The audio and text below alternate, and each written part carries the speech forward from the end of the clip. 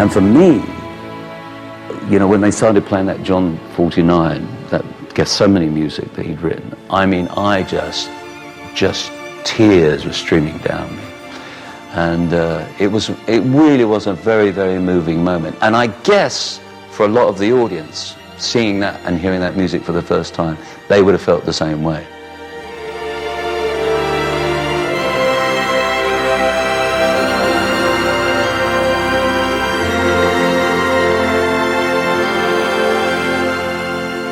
With the West End audience seemingly more spiritually relaxed than on Broadway, Superstar appealed to believer and non-believer alike.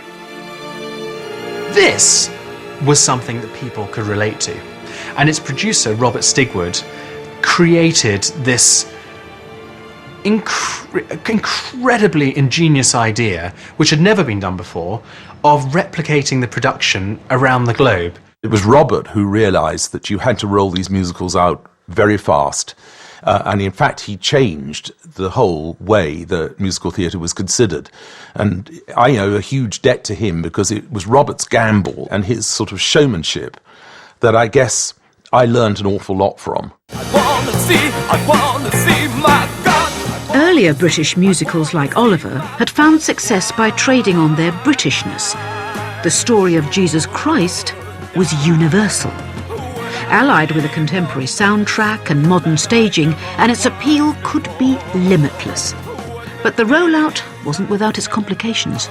When we put on in Paris, the Archbishop of Paris and the Cardinal were at the first night. I was next to them and Andrew the other side, and Andrew was very unhappy.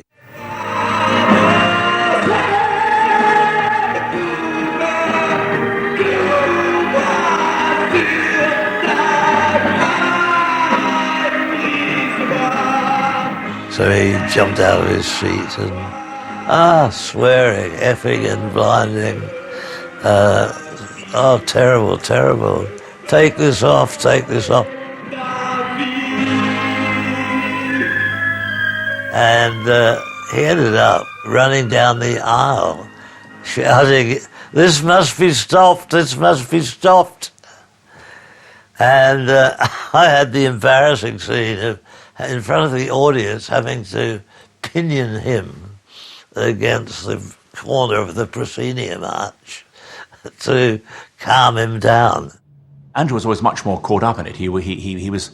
It mattered more to him. I mean, of course, it mattered to me, but it's rather hard to explain. But I think the success of Superstar and indeed Andrew's musical career mattered enormously to him, which is to his great credit. I think what mattered to me more was that just life went okay, and this was one aspect of it.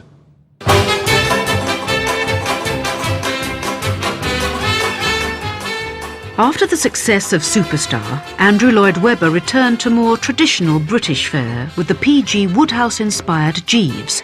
It flopped, running for just over a month.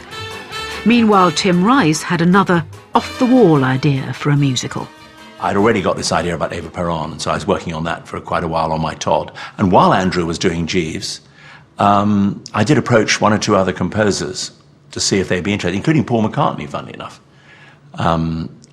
Nobody wanted to know. Their reluctance was understandable. Most successful musicals were based on well-known books or plays. Evita was the real-life story of a South American dictator's wife. With the failure of Jeeves, Andrew came on board. Nobody really knew much about Eva Peron when we did the show. And it was clearly a slightly strange topic to go for. But on the other hand, it was a great story, and story is king. I don't expect my love affairs to last for long. Just as they had with Superstar, Lloyd Webber and Rice released a concept album first. But this time not out of necessity, but design. It's a bit like an out-of-town run, really. I think on the whole we'd rather do that than do the out-of-town run, certainly for Evita. And we're, if you like, testing the music. And had the record been a total disaster, then I think we wouldn't have gone ahead with the show. a suitcase in another hole. The album also generated publicity and provided Julie Covington with a #1 hit. An accomplished actress, Covington was the natural choice to play Evita on the stage, but against all expectations, she turned the part down. Well, Julie just didn't want to do it. And we thought, oh my gosh, if she doesn't do it, this could be a major blow to the show. But it was the best thing that happened in a way, not because, I mean, she probably would have been great, but it was great because there was a kind of nationwide search. The audition period for me for Evita was long and tedious. I must have auditioned 8, 9, I don't know, 10 times. Everybody, the world and his wife, auditioned for this role. Every day, ladies were photographed going in for the auditions. Faye Dunaway, Liza Minnelli, Barbara Streisand, all these names were being bandied about. Several of them announced that they turned it down.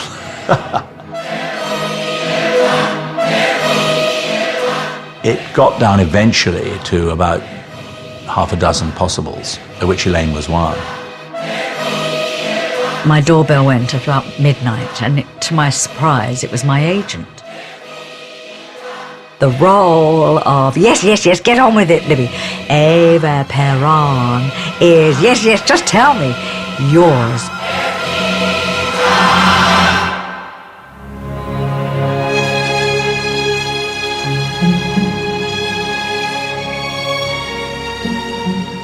I was so stunned and excited and shocked. Here I was with the most coveted role in musical theatre for donkey's years, since the casting of Vivien Leigh in Gone with the Wind, and I'd landed the role. Nobody could have been more gobsmacked than me and my dear mother, who was staying with me for the weekend. And that was the day my life changed forever. Don't cry for me, Argentina. The truth is, I never left you. Tim and Andrew could afford to entrust the starring role to an unknown because they'd already hired the world's greatest living musical theatre director, Hal Prince. The musical in Britain has been really very much straitjacketed by the fact we don't have any decent directors and choreographers, and we're here working with the marvellous Hal Prince. And I think that we have been able, therefore, to take a subject and tackle it in a way that is not normally done either actually in American theatre or in British theatre, because there's a sort of slight combination of the injection of what Hal has been able to give to us, and I think perhaps what we've been able to give back. I knew the first time we put it together that it was something fresh and new and enormously electrifying. I felt that. I felt that when I did West Side Story, which I produced. That kind of, just something amazing is happening here because a lot of people took a chance. Hal was renowned for bringing realism to acting and singing in musical theatre. Exactly what was needed for Andrew and Tim's story of ruthless political ambition. We could all be there if we all had the drive that I have, and we must all have the drive that I have, and then you'll have these gowns, you'll have these jewels. You'll be where I am. I never forget Hal directing me when it came to singing Argentina. And he would say to me, no, don't forget, this is not, some beautiful ballad. I don't want you to be worrying about the melody and singing it prettily. He said, you have to remember that this is really a political speech. I'm going to make it hard. I'm going to make it less easy. One of the most brilliant pieces of direction he gave me was to lock my eyes onto various members of the audience. And he said, and look at them, and don't be afraid to really give them the eyeball, Okay, here we go. Good. You'll think it's strange when I try to explain how I feel, that I still need your love after all that I've done. And to this day, every single time I ever sing this song, I think of that note, and I always do it. And it's quite extraordinary how off-putting it is for the person that I look at. Don't cry for me, Argentina. 6 years after the premiere of Jesus Christ Superstar, Evita opened in June 1978 to advance ticket sales of £250,000, establishing Rice and Lloyd Webber as far more than one-hit wonders.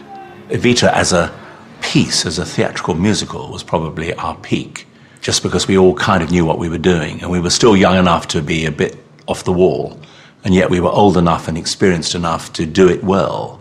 With Superstar, we hadn't a clue what we were doing.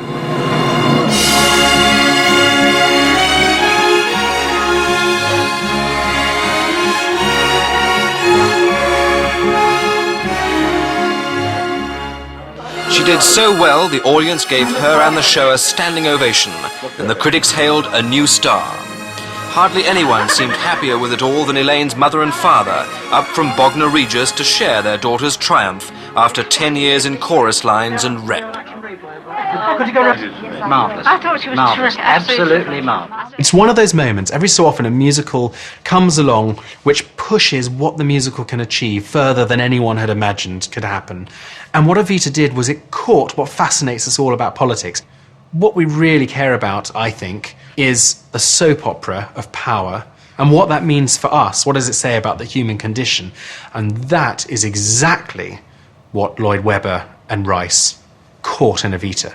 High flying adored, did you believe?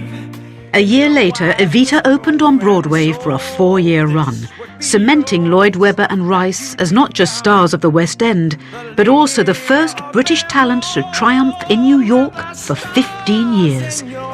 They had the world at their feet. I don't think at the time we were aware of history or our place in it. We just thought, this is working quite well. I'm not quite sure what we're doing right, but let's keep going. I won't recall the names and places of the sad occasion, but that's no consolation here and now. So what happens now? So what happens? But as the 70s came to a close, the unimaginable happened. At the height of their songwriting powers, the partnership came to an end. Well, it was a sadness that they stopped working together because they were kind of becoming the Rodgers and Hammerstein of modern British musical theatre. They were really consolidating their writing partnership. Sadly, it was over a musical that was in the workings, in the making for me. Tim wanted to write a musical for me, and Andrew had started writing melodies for it.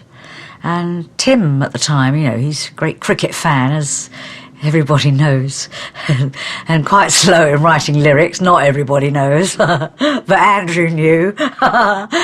So he wasn't coming up with the lyrics for Andrew. I guess my heart wasn't quite in it. We did write one song, and it never really took off. And suddenly I found Andrew was doing it with Don Black. Take that look off your face. Take that look off your face. I can see through your smile. Tell Me on a Sunday launched as a TV special in February 1980. It was a new decade, and Andrew had a new writing partner. The story goes that Andrew bumped into Don Black, and Don, who is prolific, said, "Oh, I'll write you a few lyrics if you want," which he did. So the idea moved from working with Tim to Don, and I think they had a bit of a bust-up over it, to be honest. As I remember it, they fell out over that. And that's really when it all kind of came to a bit of a grinding halt, their partnership. I think at the time I thought, this is a pity really, we kind of cocked this one up, we've done quite well, and no, we're not going to be Gilbert and Sullivan. What you need for two people to work together is both of them have to be enthusiastic about the same idea. I mean, Andrew always said, oh, well, he only works on his own ideas. Well, to a certain extent, that's true, I suppose. But if Andrew came up with an idea that I thought was brilliant, I might have done it. I probably would have done it.